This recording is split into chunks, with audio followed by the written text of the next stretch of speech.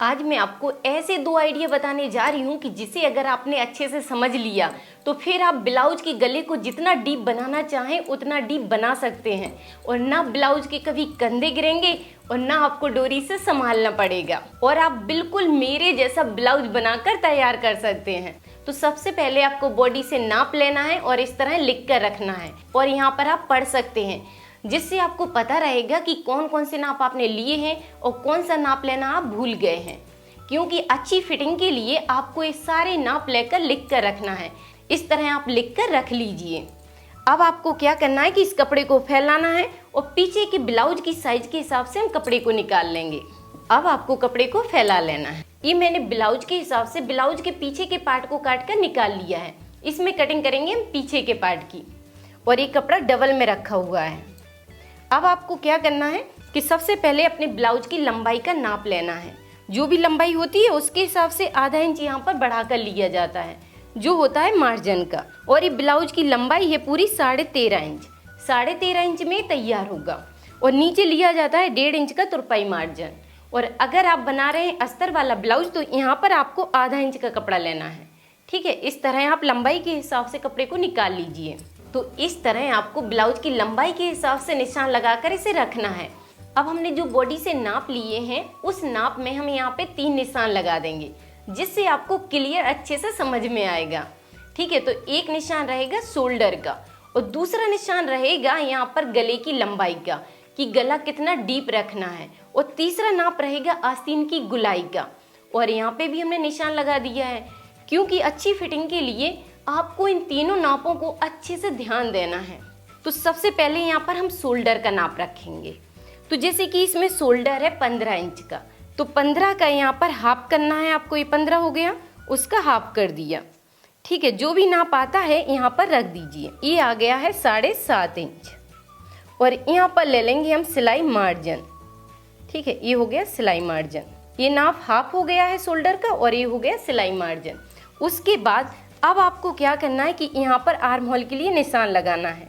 तो ये निशान लगा देंगे हम 6 इंच पर। अब आपको ध्यान देना है कि ये जो शोल्डर हमने फुल रख दिया है, ये शोल्डर बहुत ज़्यादा हो जाता है। ठीक है, ये बनता है कॉलर वाले ब्लाउज के लिए। जब आप कॉलर वाला ब्लाउज बना रहे हैं तो उसमें ये फुल शोल्डर यूज होता है, लेकिन डीप नेक में ये शोल्डर यूज नहीं होगा। तो यहाँ पे आपको क्या करना है कि अब ध्यान देना है गले की लंबाई पर कि गले की लंबाई कितनी है। तो जैसे कि इसका गला तैयार होना है 11 इंच में, तो यहाँ पे आपको क्या करना है कि इसका जो भी चौथाई भाग आता है उसे आपको कम करना है।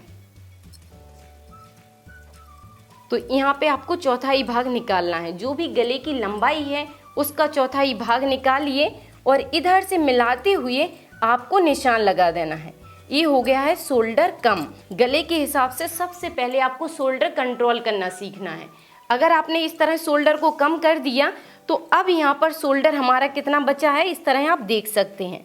ये शोल्डर बचा है 5 इंच 2 पॉइंट का। ठीक है, अब इसमें शोल्डर नहीं गिरता है। इस तरह अगर आप कम करेंगे शोल्डर तो इसमें फिर प्रॉब्लम नहीं आती है।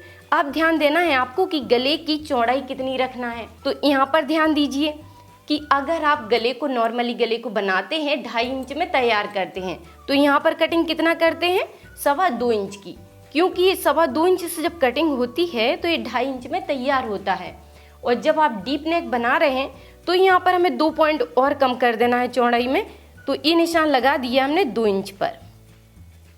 अब यहाँ पर निशान लगा लीजिए अपनी लंबाई के हिसाब से, जितना आपको डीप पसंद है उसके हिसाब से निशान लगा देंगे। तो ये हो गया 11 इंच और आधा इंच इसको बढ़ा कर लेना है, जिससे 11 इंच में तैयार हो जाएगा। अब आपको यहाँ पर चौड़ाई के हिसाब से निशान लगाना है। जितनी भी चौड़ाई आपको पसंद है आप नीचे की साइड बढ़ा सकते हैं, तो इससे भी गले में कोई प्रॉब्लम नहीं आती है। तो यहाँ पर चौड़ाई रख देंगे हम 3.5 इंच की। अब आपको इस निशान को इससे मिलाना है। इस तरह मिला दीजिए और इसमें गुलाई दे दीजिए। इस तरह अच्छे से इसकी गुलाई बना देंगे। इस तरह आपको गुलाई देना है। अब इस आर्म होल के निशान को इस तरह मिला देंगे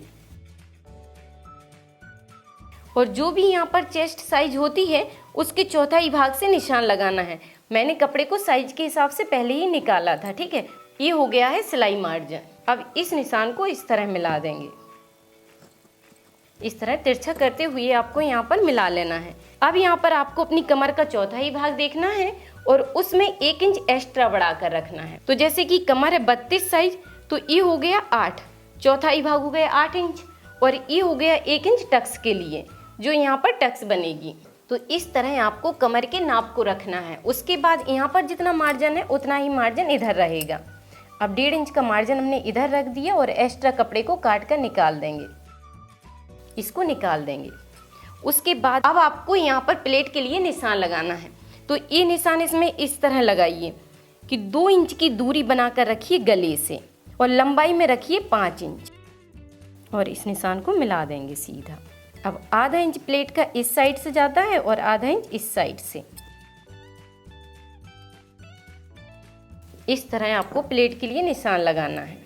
ध्यान देना है आर्म होल की साइड। यहाँ पे आपको क्या करना है कि जब डीप नेक बनाते हैं तो आर्म होल में भी थोड़ा सा चेंज किया जाता है, क्योंकि एक कपड़ा जो है वो गला जैसा चौड़ा हुआ तो एक कपड़ा इस साइड फैलेगा, आर्म होल की साइड जैसा कपड़ा फैलेगा तो यहाँ पर कपड़ा इकट्ठा होगा।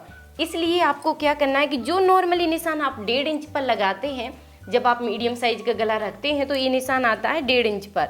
जब डीप नेक बनाते हैं तो उसका निशान लगाना है आपको 1 इंच पर।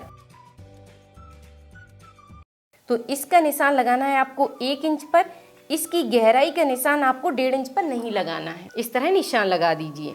अब आपको क्या करना है कि यहाँ पर हल्का सा झुकाव दे दीजिए। इस तरह हल्का सा झुकाव कर दिया है आर्म होल की साइड और यहाँ पर एक निशान लगा दिया है मार्जिन के हिसाब से। तो ये निशान लग गया है मार्जिन का। अब आपको इधर से ही अपनी आस्तीन की गुलाई को चेक करना है। जो नाप में आपकी गुलाई है उसको यहाँ पर चेक कर लीजिए। अगर यहाँ पर कपड़ा ज़्यादा होता है, आर्म होल की साइज ज़्यादा बढ़ती है, तो आर्म होल को आपको कम कर देना है। आर्म होल आपका बिल्कुल आस्तीन की गुलाई के बराबर होना चाहिए। जितनी आपकी आस्तीन की गुलाई है उसके बराबर रखिए। तो यहाँ पर इस तरह चेक कर लीजिए। ये हुआ 3 इंच, 4, 5, 6, 7, 8 और ये 9 इंच। जैसे मेरे नाप में 18 इंच की गुलाई है तो 9 का डबल हुआ 18 इंच। तो गुलाई इस तरह आप फिक्स रखिए।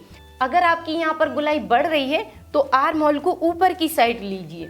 2 पॉइंट आपको यहाँ पर निशान लगाना है और फिर आर्म होल की गुलाई को चेक करना है। बस आपको इतना ही ध्यान देना है कि जो आपकी बॉडी से साइज आई है उसको यहाँ पर फिक्स रखिए। अगर आपका आर्म होल लूज हुआ तो ब्लाउज की फिटिंग इससे भी बिगड़ती है। ठीक है, तो यहाँ पे आपको ध्यान देना है कि जो गुलाई है उसी के बराबर आर्म होल होना चाहिए। इस तरह आपको आर्म होल फिक्स रखना है। तो बस आपको सिर्फ 2 ही बात का ध्यान रखना है कि जब गले की लंबाई बढ़ती है और यहाँ से आप चौड़ाई बढ़ा रहे हैं तो यहाँ पर गले की चौड़ाई को थोड़ा कम कर दीजिए और जो भी आपके आर्म होल में आस्तीन की गुलाई की साइज है उसे आपको फिक्स रखना है। तो डीप नेक में आपको सिर्फ 2 बातों का ध्यान रखना है और थोड़ा सा चेंजेस करना है, फिर आप आसानी से बहुत अच्छा डीप नेक बनाकर तैयार कर सकते हैं। अब हमें इसी निशान पर इसकी कटिंग कर देना है।